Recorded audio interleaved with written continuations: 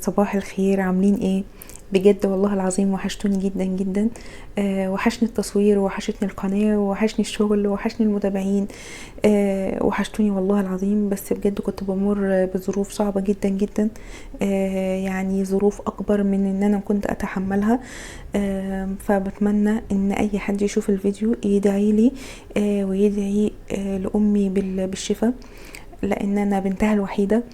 وفجأة الاقي امي تعبانة، والحمد لله رب العالمين.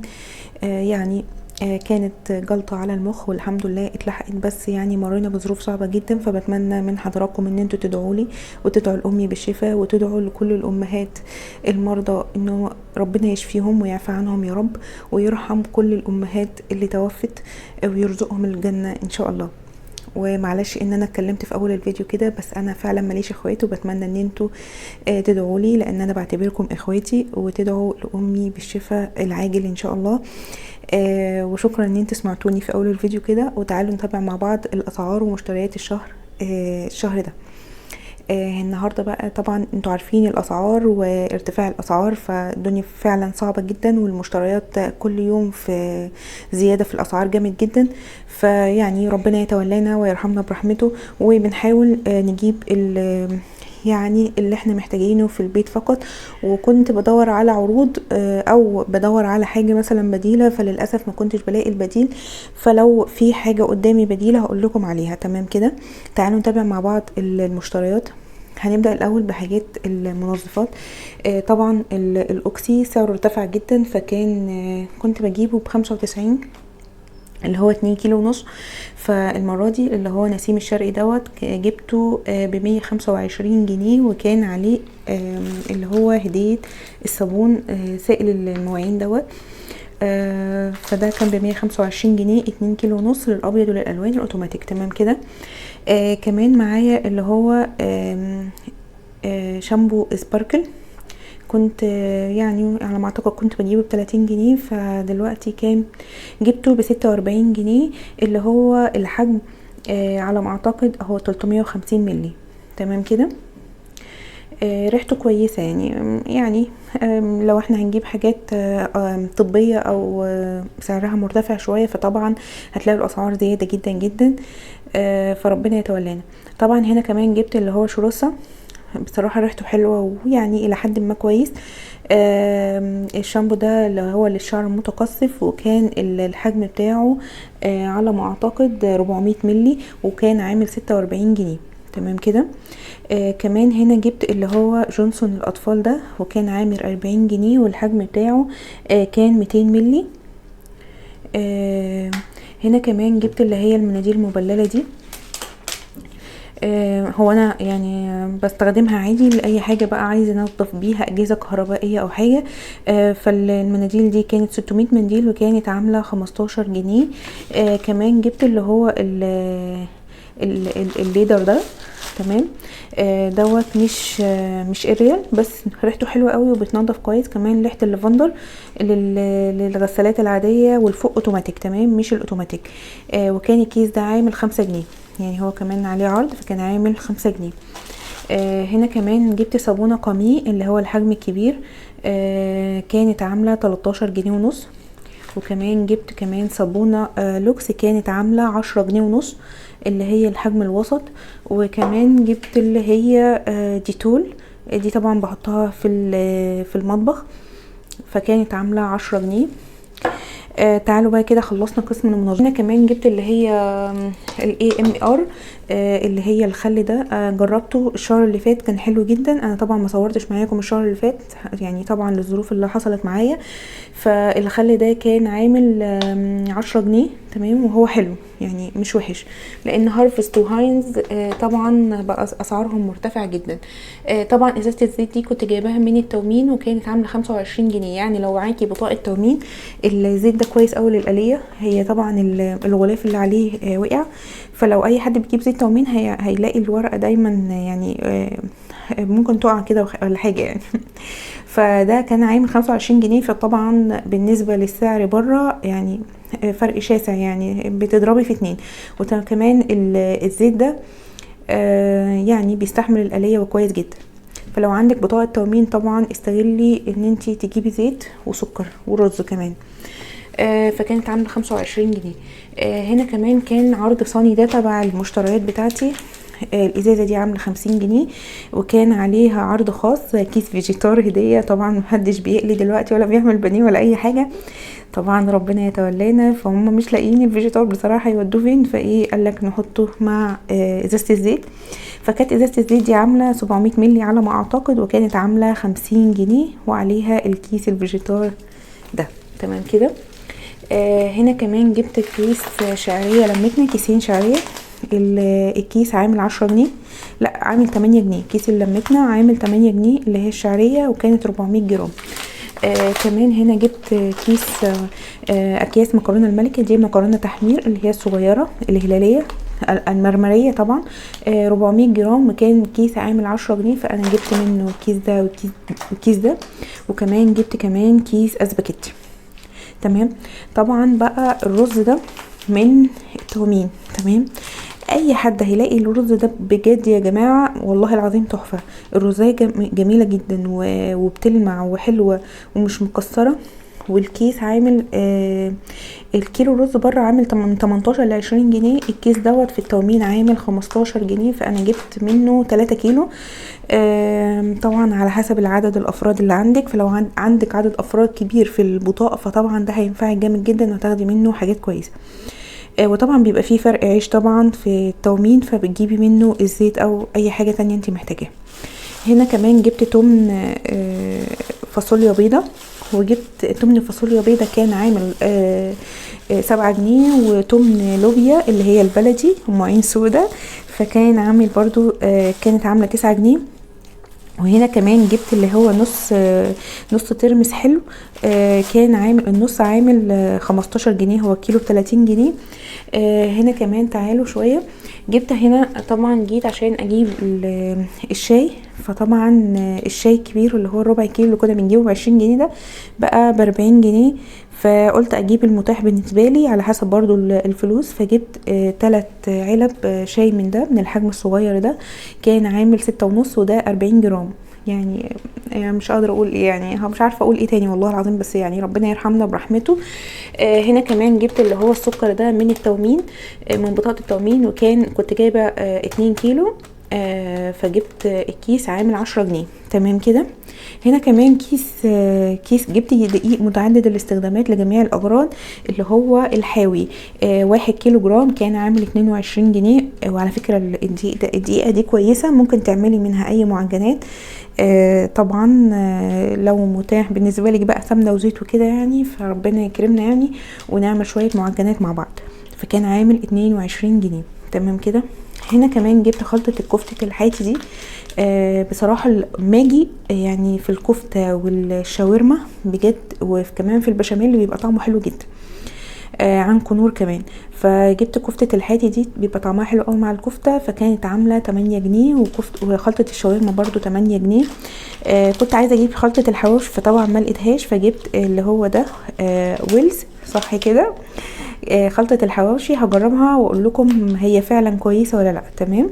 انا فعلا لسه ما جربتهاش، بس انا كنت عايزة حواوشي، خلطة حواوشي، وما لقيتش الا ويلز دي، فقلت اجربها مش هتخسر حاجة يعني. هنا كمان جبت بقى اللي هو الهاينز كاتشب مايونيز اللي هو الحجم الكبير، الكيس ده عامل جنيه. تمام. وهنا جبت كمان الكيس الصغير ده عامل نص جنيه اللي هو الكاتشب. كمان كان في باقي كده فلوس، فجبت اللي هو مكعب مرقة الدجاج ده. هنا كمان جبت اللي هي الرنجة دي، كانت رنجة هولندي الكيلو عامل 75 جنيه، وانا جبت 640 جرام كانوا عاملين 48 جنيه. والرنجة دي نوعها كويس قوي، بتبقى الملح بتاعها خفيف وفيها بطارخ كده من جوه، بتبقى طعمها حلو. هنا كمان بقى يا بنات يعني مش هقدر اقول لكم على طبق البيض. انا جبت البيض بس انا كنت حطاه في كرتونه، بس نقلته في العلبه بتاعته بتاعه التلاجة اول ما جيت يعني عشان ما يتكسرش وكده. فكانت الطبق عامل، انا اول امبارح سأل عليه كان عامل 108 جنيه. تمام. جيت عشان اشتري النهارده رفع ل 115 جنيه، فانا مش عارفه ازاي بجد والله العظيم يعني احنا هنعيش على الاسعار دي ازاي؟ فعلا ربنا يتولانا. فكان الطبق ده عامل 115 جنيه النهارده. كمان جبت اللي هو اكياس ملح الخير دي، الكيس الحمد لله لسه مغليش، فكان عامل الكيس جنيه، اللي هو على ما اعتقد كام جرام، يعني مش مكتوب كام جرام، بس هو الكيس الصغير الوسط ده تمام كده. وكمان هنا جبت اللبن نستل الاساسي، الكيس عامل 5 جنيه ونص، اللي هو 22 جرام، جبت منه كيسين. وطبعا جبت القهوة عماد افندي انا بحبها جدا وبحب طعمها، بس السعر يعني بجد زعلت منهم جدا ان هم رفعوا السعر للدرجة دي. الكيس ده الشهر اللي فات كنت جايباه ب19 جنيه تمام. النهاردة للأسف ب31 جنيه، اللي هو 100 جرام. هي بصراحة البن بتاعها طعم حلو جدا، بس فعلا رفعوا السعر جامد قوي. فكان ال100 جرام اللي هو بن محوج فاتح كان عامل 31 جنيه، اللي هو ال100 جرام تمام كده. كمان هنا جبت علبة التونة الماريو، كانت اللي هي المفتتة، هي عاملة 17 جنيه، اللي هي التونة المفتتة ماريو. على فكرة طعمها حلو مش وحش، يعني احسن يعني من عافية وكده، يعني هي عافية كويسة بس يعني غالية شوية، فدي في المتوسط، فهي عاملة 17 جنيه. وهنا بقى شوية حلويات وحاجات كده يعني. فانتوا عارفين طبعا مولتو كان عامل 3 جنيه، واوريو كان عامل 6 جنيه. الكيكة دي اللي هي بالكب كيك دوت عامل 3 جنيه، وكمان البسكوتات دي اللي هي المملحة كانت عاملة 3 جنيه. وكمان بسكرين اللي هو البسكوت ده برضو كان عامل على ما اعتقد 3 جنيه. هنا كمان لفة الجلاش غنيم دي، بصوا هي مش احسن حاجة تمام، يعني مش احسن حاجة، يعني لو لقيتوها ولقيتوا حاجة تانية بديلة وسعرها كويس تمام، يعني خلاص ما لقيتوهاش بقى، ما لقيتوش اللي هو فخلاص خدها، بس هي ايه مش احسن حاجة يعني في الطعم وكده. وكانت اللفة دي عاملة 8 جنيه تمام كده.